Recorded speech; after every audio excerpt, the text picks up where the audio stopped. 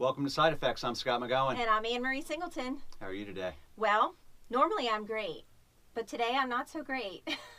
My kids frustrated me this morning before work, and it's one of those things when you have teenagers. So. Now, are they driving to school or are you driving? Oh my gosh, no. If they could drive, I think that things would be so much easier. They're not old enough yet, and they think they are old enough to run the world. And they forget that they're freshmen in high school and 14 years old. Oh, you're really smart when you're a freshman. Oh my gosh. And I have gone way, way down on the IQ scale. So I didn't realize I could lose so much knowledge in just a few short months. But yes, so I'm sure it'll all be fine. And I'm not the first person to take this journey, and I'm not the last. But a little frustrated this morning. Could they feel your frustration, Ann? They could hear my frustration, Nice. and so I'm not super proud of Mom's behavior Nice. this morning, but there it was. All I can do is... So you drop them off at school. Dropped him off, yep. You're not one of those moms that asks for a kiss. Oh are you? gosh, no, Yeah. not at this age, no. I mean, I'm lucky if I get a goodbye before the door slams, so... Gotcha. Yeah, it's one of those things. So there's a lot of things that can be frustrating in life, though. One of those things we're going to talk about today, aren't we? Prescription drug cost. Yeah. A lot of stuff in the news, especially the debacle with EpiPen and the cost. How does the cost of an EpiPen go from $80 to $600 over 2 or 3 years? And there's also a lot of reference points of a lot of other manufacturers that have had significant increases in brand name drugs. Right. And it's just the lack of transparency in that industry is, it's just dysfunctional. It's really crazy. And that my son actually has food allergies, and so we have to have EpiPens everywhere. So I fill that prescription and get 4 of them once a year. It's so expensive. Now, do you remember when it was less than $100? It was never less than 100. Okay. So, you know, my son's 14. I've been buying him since he was 4. And maybe it was, and I just didn't notice, right? I didn't get angry until it started to be a couple of $100. And then the last time I went, they're like, it's going to be 1,000 something or other. I have an HSA. And I was like, oh, what? What? I'm like, what? You can't not get them, right? It was unbelievable. Do you think the evolution of HSAs, so obviously if you have an HSA, you're paying the first, let's just say $3,000. Right. So back in the day, we all had copays. $10 copay for generic, 20 brand, 50, and just unpack that from there. So there was a period in time for decades where none of us cared what stuff cost. Well, we didn't know. I'm not sure we didn't care. We didn't know. Because we didn't know, we didn't care, right? That's true. That's fair. Yeah. And then suddenly, with the exposure to what drugs cost, people are like, I'm not taking that, or I can't afford to buy that, or they're just mad. They buy it and they're just mad. Yeah, we had actually another example of a topical cream for cancer that 4 years ago was $1,600. Same manufacturer, same brand. That drug today is $24,000. Oh my God. $24,000. That's unbelievable. You know, one of the things that, you know, we would encourage our listeners to look at is their own prescription drug report. Do you even understand what's happening inside your plan? Right. And I'm guessing that most employers don't. Again, not because they don't care, but because they either don't know how to get the information, it's never been provided to them, they don't even know what questions to ask. So let's just talk about the transparency in the pharmacy piece. I mean, for employers that are large, that get claims reporting, or that self-funded and get claims reporting, they understand their medical claims. They're used to seeing those. Pharmacy just comes as a bulk number, typically. Maybe there's a little bit of detail once a quarter or every 6 months. But does anyone really understand? Well, and it's such a small cost? portion of the healthcare dollar. Right. You know, for a long period of time, it was 2 to 4, 6% of your spend. Right. You know, now we're thinking 15, 20% of the spend. Right, and headed to 30. It's a big deal. And then in the pharmaceutical industry, I mean, in their defense, they've done significant strides in saving lives, reducing inpatient stays. Right. So this isn't just poking the bear in one direction. No, I mean, the quality of life that people can have living with a chronic illness has greatly improved with drugs that are biosimilar, drugs that have good efficacy and work. So I think that we want to be sure that we're saying we don't think that people should stop taking prescription drugs that are keeping them healthy and or alive. We're talking about, when we talk about drug reduction, we're talking about lifestyle drugs that people can change their behaviors to undo that. When we talk about the cost of drug, We're just talking about it on all levels. Yeah, I think even historically. So just for our listeners, in the United States, we spent $360 billion in prescription drugs.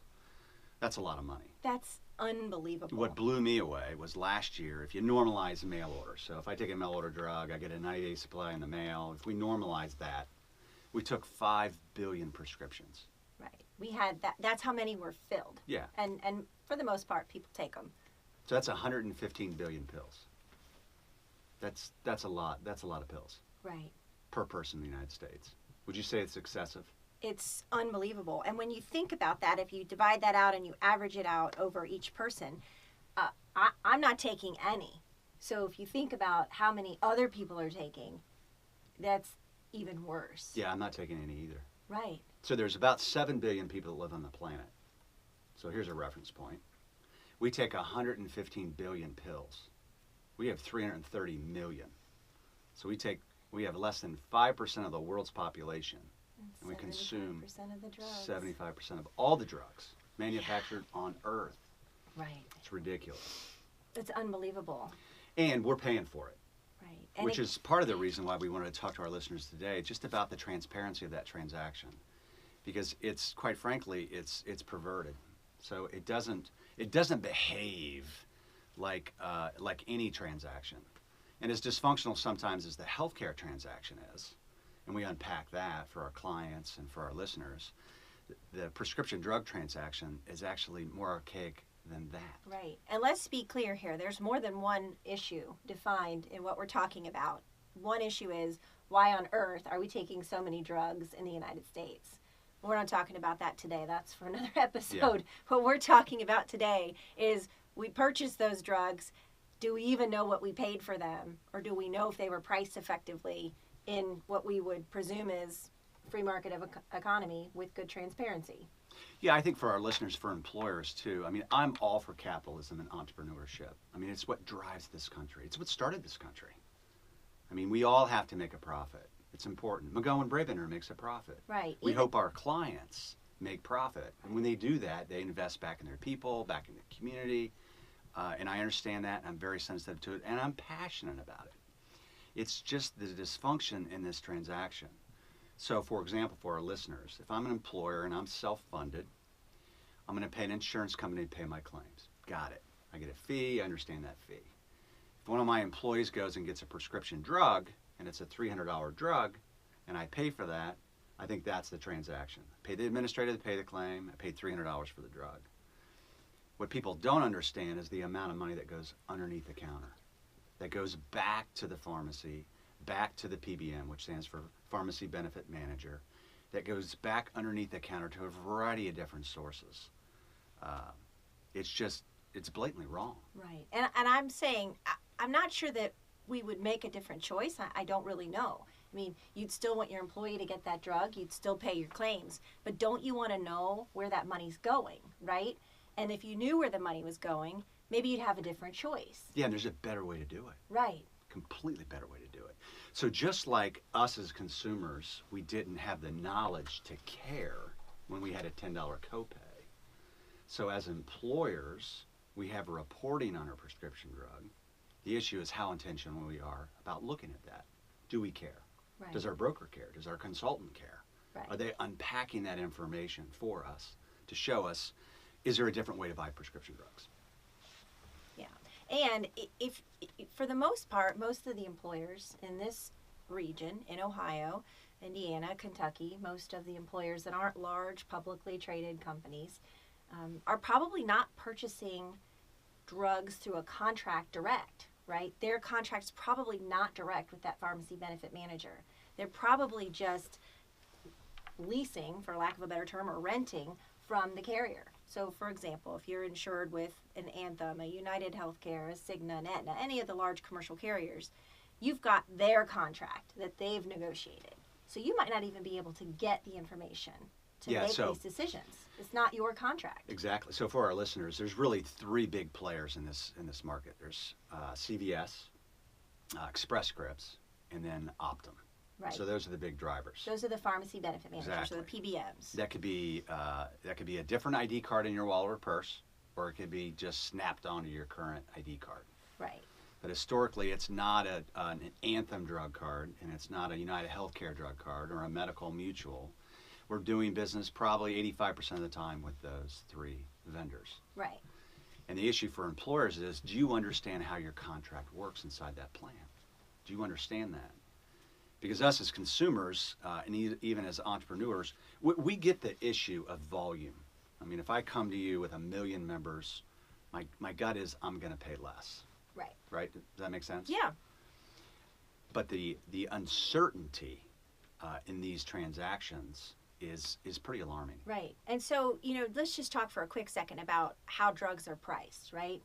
There's a cost to drugs. When drugs are first introduced, the research and development is baked into that cost. So that gets thrown in there.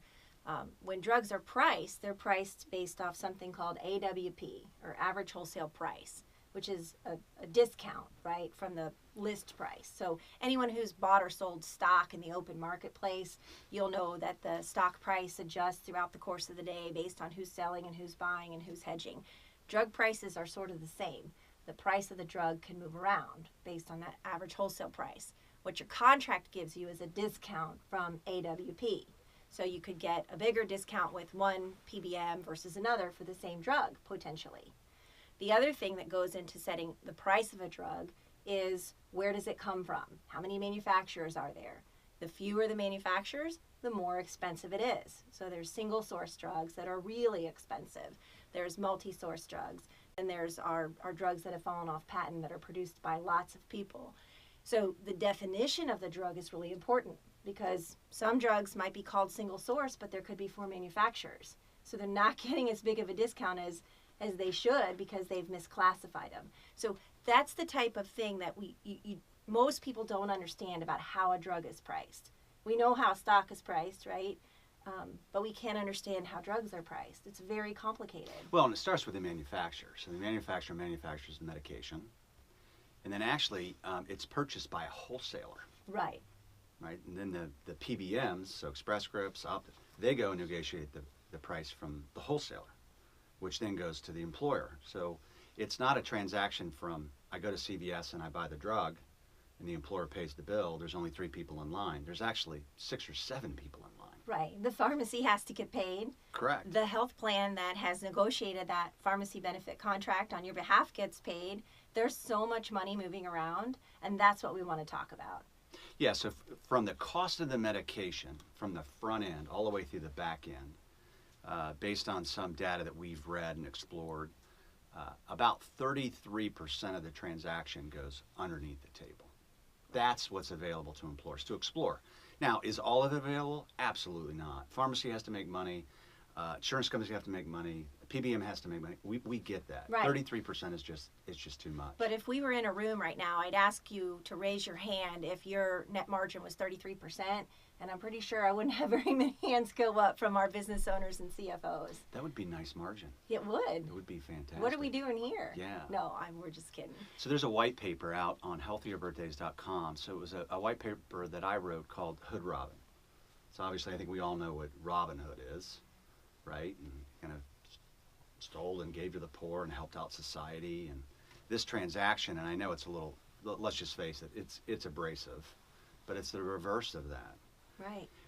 Because during this transaction from EpiPen and some of the other manufacturers, the young man that was hauled into court did the same thing with another manufacturer. It is just, it's ridiculous. And I know I was reading an article, and the CEO came out and said to the consumer, hey, consumers, this is not against you. This is against your insurance company. And I knocked on the door on social media and said, hey, wait a minute. Last time I checked, employers, employees, and taxpayers pay for health care, not insurance companies. Right. They're the conduit of that money. It's our money. It's a lot of finger pointing, and there's big stakes here. There's big money at risk if this gets fully exposed, which it's beginning to, and people start to understand how it works. The economics behind drug costs is going to be exposed. It's going to take a while for everyone to understand it, but I believe that it's they're gonna fight it because there's big dollars at stake. So, Ann, we've got somebody interested. Let's say they have access to their claims information, and they're saying, okay, so how do I learn more? Right. So one of the things that we can do is do a PBM analysis. Right. And unpack that for them. So we look at the drug claims, we compare those to what you purchase, what are they available to purchase, at what price, what can we do in the contract. We want to look at that contract and pick it apart if we can. But if your contract is, if you're leasing it, renting it, or you've bolted up to one of the carriers, we can't get those details. It's proprietary. So all we can do is look at your drug spend and look at it under a contract if you purchase standalone, which is called a carve-out. That's when we can start to show you, wow, you paid X, these same drugs could have been at Y. It's significant. Well, on top of that, the discounts are huge. The rebates are just as big. Right. The fill cost, I mean, every time someone fills a script, your plan's getting dinged. Fill. So, I mean, that can range 300 or 400% price difference. And it's cents on the fill, but it still adds up when you think about those staggering numbers of prescription drugs that are filled. Yeah, and so I think a lot of times people ask, well, if it's so easy, why isn't everybody doing this? So the transaction is normally, insurance companies, in my opinion, they've made this easy for us. I'm not picking on them. But as employers, we got into business to make a product and a service better every single day, not deal with healthcare costs. Right. But unfortunately, it's our money, so we've got to deal with it. Yeah. And people like us care, so we get entered into that equation. So the fact that on my Anthem card, my United Healthcare card, my PBM is on that logo. Right, your drugs and your medical are together. Yeah. I mean, for our listeners that are, born 1969 and older, you'll remember that your medical and your drug were separate. You might not have even had a drug card, right? You'll remember that. But in the 90s, I think that's right, correct me, it all started coming together. Let's just put it all together. We bundled it, and that made it super easy for employers and super easy for their employees to which made understand the benefits. transaction blind. Right. Which made access to increasing the prices just really easy to do. Right. And you always pay for convenience. There's no doubt. If you valet park your car, you pay more than if you park in the commuter lot, which I just can't stomach.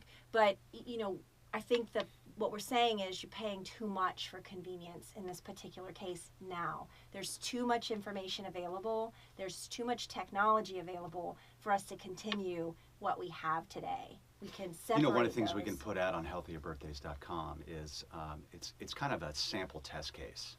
So if you're an employer with 100 employees, we have an analysis that would kind of compare your current program against 3 different options: CVS, Caremark, CVS, Express Scripts, and Optum. There's an analysis for a group of 250, one for 500, and one for 1,000. So if you're curious about that transaction, it vets all 3, and it'll give you a reference point in regards to your savings. We think the savings on average is between 15 and 22%. That's available on the table. Of the drug spend. So not only do you save that, but you also get transparency. You also understand how the contract works. Right.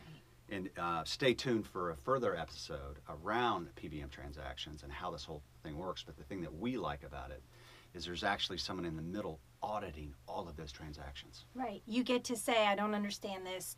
Was this correct? And then if it's not, you get it corrected. You get to understand what you have. And I mean, there's a lot of tragedies in terms of healthcare and the cost of it today.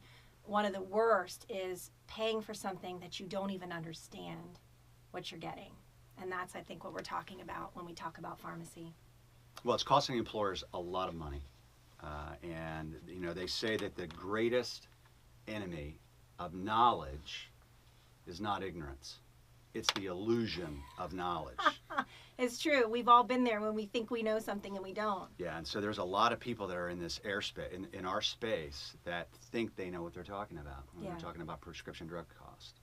Right. And they don't. So stay tuned to side effects. Yeah. I hope your day goes better, Ann. I know. Well, we'll end on this. We started on it, we'll end on it. The illusion of knowledge is what my freshmen have right now. They think they're smarter than they are. So it's really... Can I pick them up from school today? You can keep them until Monday. Nice. Just drop them off at 8 o'clock. Yeah, I think I'll pass school. on that. Okay. Excellent. They're great kids. Yeah, thanks for listening. Have a good day.